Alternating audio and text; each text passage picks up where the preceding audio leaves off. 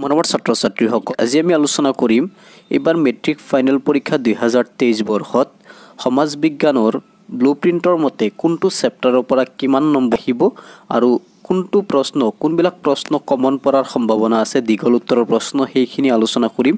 ভিডিঅ'টো অলপ দীঘল হ'ব পাৰে, কিন্তু তোমালোকে ধৈৰ্য সহকাৰে মনোযোগেৰে চাবা, নিশ্চয় ভিডিঅ'টোৰ পৰা উপকৃত হ'ব পাৰিবা। খণ্ডৰ প্ৰথমটো চেপ্টাৰ হৈছে বংগ বিভাজন আৰু স্বদেশী আন্দোলন। ইয়াৰ পৰা এটা 4 নম্বৰীয়া প্ৰশ্ন আহিব।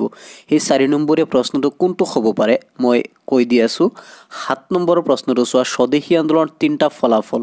স্বদেশী আন্দোলনৰ 3টা ফলাফল হৈছে জাতীয় শিক্ষা, জাতীয় শিল্প উদ্যোগ আৰু মহিলাৰ ভূমিকা। 3টাৰ পৰা যিকোনো এটা আহিব পাৰে আৰু মাৰ্ক থাকিব 4।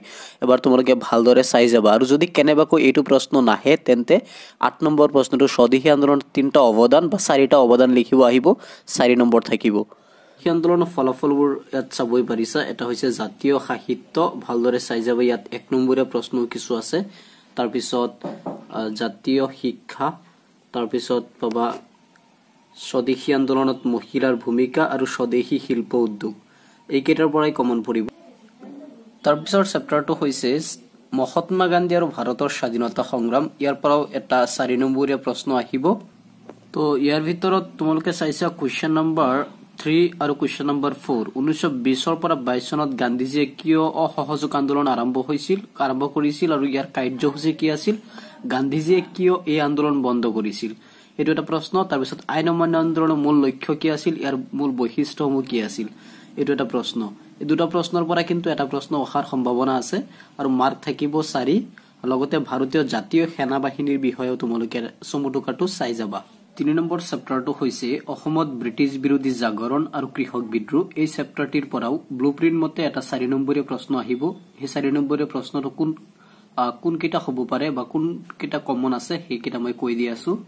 যদি এতিয়ালৈকে চেনেলটো ছাবস্ক্ৰাইব কৰা নাই তেন্তে চেনেলটো ছাবস্ক্ৰাইব কৰি লোৱা আৰু এনেধৰণৰ ভিডিঅ'ৰ কাৰণে নটিফিকেশ্যন বেল আইকনটো বজাই ৰাখিবা।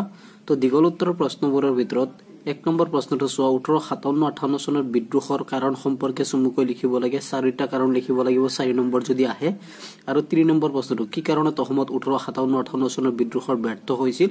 ব্যৰ্থতাৰ কাৰণ আৰু বিদ্ৰোহ হোৱাৰ কাৰণ, দুটাৰ পৰা এটা প্ৰশ্ন কমন পৰিব পাৰে, অহাৰ চান্স আছে। 2 নম্বৰ প্ৰশ্নটো যোনটো মনিৰাম দেৱানৰ ভূমিকা, এইটো যোৱাবাৰ মেট্ৰিক ফাইনেলত আহি গৈছিল আৰু এইপিনে ফুলগুৰি ধাবা এইটো আহি গৈছিল, গতিকে এইবাৰ নাহিবও পাৰে। কিন্তু 7 নম্বৰৰ প্ৰশ্নটো কমন আছে, পথৰুঘাট বা লাচিমাৰ কৃষক বিদ্ৰোহৰ বিষয়ে লিখিব লাগে। 4 নম্বৰৰ চেপ্টাৰটোৰ পৰা এটা 5 নম্বৰীয়া প্ৰশ্ন আহিব। সেই 5 নম্বৰীয়া প্ৰশ্নবোৰ ইম্পৰ্টেণ্ট আছে। এটা চোৱা 3 নম্বৰটো ৰায়ত সভাসমূহৰ উদ্দেশ্য আৰু মুখ্য ভূমিকা। তাৰপিছত চোৱা অসম প্ৰদেশ কংগ্ৰেছ কমিটিৰ জন্ম আৰু মুখ্য ভূমিকা সম্পৰ্কে, এইটো বহুত বেছি ইম্পৰ্টেণ্ট আছে এই প্ৰশ্নটো। তাৰপিছত স্বদেশী আন্দোলন, অসহযোগ আন্দোলন, আইন অমান্য আন্দোলন, এই 3টা আন্দোলনৰ পৰা যিকোনো এটা আন্দোলনৰ বিষয়ে অহাটো বহুত চান্স আছে, তোমালোকে আৰু এবাৰ ভালকৈ চাই যাবা। তাৰপিছত আছে 5 নম্বৰৰ চেপ্টাৰটো ভাৰত আৰু উত্তৰ পূৰ্বাঞ্চলৰ সাংস্কৃতিক ঐতিহ্য। এই চেপ্টাৰটোৰ পৰা এটা 3 নম্বৰীয়া প্ৰশ্ন আহিব।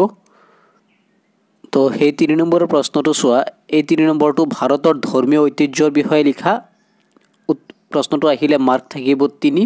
4 নম্বৰটো উত্তৰ পূৰ্বাঞ্চলৰ এক উমৈহতীয়া সুকীয়া পৰিচয় কেনেকৈ সৃষ্টি হৈছে, এইটো এটা ইম্পৰ্টেণ্ট প্ৰশ্ন। তাৰপিছত 7 নম্বৰ প্ৰশ্নটো চোৱা, অসমৰ চিত্ৰকলা ঐতিহ্যৰ বিষয়ে চমুকৈ লিখা। এইটো এটা বহুত ইম্পৰ্টেণ্ট প্ৰশ্ন, মাৰ্ক আহিলে 3 নম্বৰ আহিব। অসমৰ ধৰ্মীয় বিবিধতা আৰু সংহতি, গতিকে এই প্ৰশ্নখিনি তোমালোকে চাই যাবা বা চমু টোকাৰ পৰাও যিকোনো এটা দি দিব পাৰে। এবাৰ চমু টোকাখিনি এবাৰ চাই লোৱা। বিহুৰ বিষয়ে দি দিব পাৰে, 3 নম্বৰ থাকিব।